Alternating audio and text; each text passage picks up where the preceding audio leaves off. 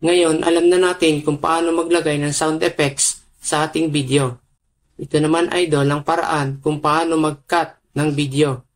Kung may part ng video na gusto natin alisin, para maalis natin ang mga boring na part ng nagawa nating video gamit ang CapCut apps. Kung alam mo na kung paano gawin ito, pwede mo na i-skip ang video ito. Kung isa ka naman sa baguhan at gusto matuto, panoorin mo, idol. Baka sakaling makatulong sa'yo. May dalawang paraan kung paano tayo makakapag-cut ng part ng video. Try mo, idol, ang mga ito para ikaw na mismo ang makapag-decide kung saan magiging mas madali para sa'yo. Simulan na natin. Open natin ang CapCut. Click natin ang New Project. Pili tayo ng video na i-edit natin. Click Add. Play natin ang video para makita natin kung aling part ng video ang ating aalisin. Tapos, i-click natin itong nasa timeline para magka-highlight ang mismong video. Tapos, swipe natin papunta sa simula ng part ng video na ating aalisin. Okay, kapag sure na gusto na natin alisin, click natin itong split. Tapos, swipe ulit natin papunta naman sa kung saan magtatapos ang ating aalisin. At i-click ulit natin ang split.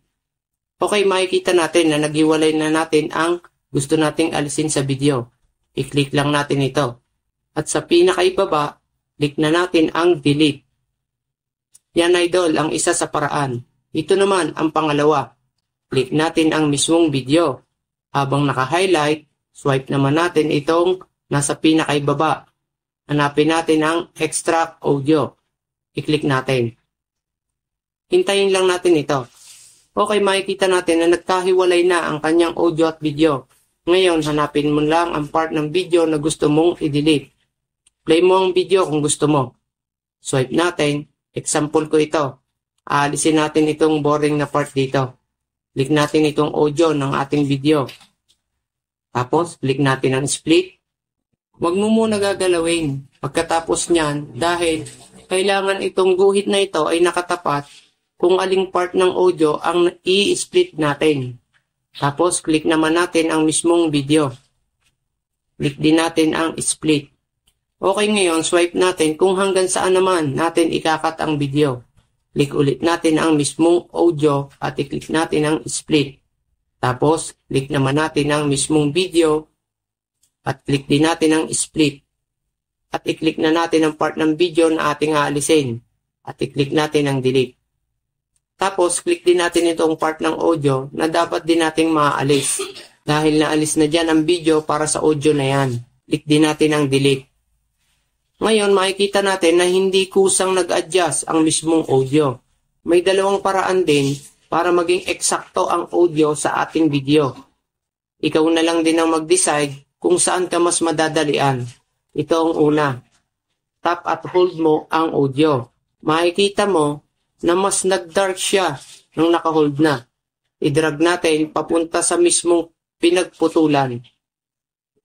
Ayan, tapos i-play mo lang kung eksakto na. Kung hindi pa, drag mo lang ulit ang audio hanggang mag-eksakto. Ngayon, ito naman ang isang paraan sa halip na idadrag natin. I-click natin ang mismong audio at i-click natin ang delete. Ngayon, wala ng audio ang video. Kaya i-click natin ang mismong video, tapos swipe natin ang nasa pinakaibaba.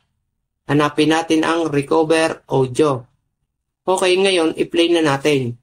Kung okay na sa'yo, click lang natin ang arrow sa baba para maalis na ang pagkaka-highlight. Hanapin mo na ang ratio, piliin mo na ang size ng video na magpipit kung saan ka mag-upload. Click mong resolution sa itaas, 1080p, at frame rate ay 30. Click natin ang arrow sa taas para mag-save sa device. Nakatulong ba sa iyo, idol? Magkita ulit tayo sa next useful tips video ko. Maraming salamat sa panonood.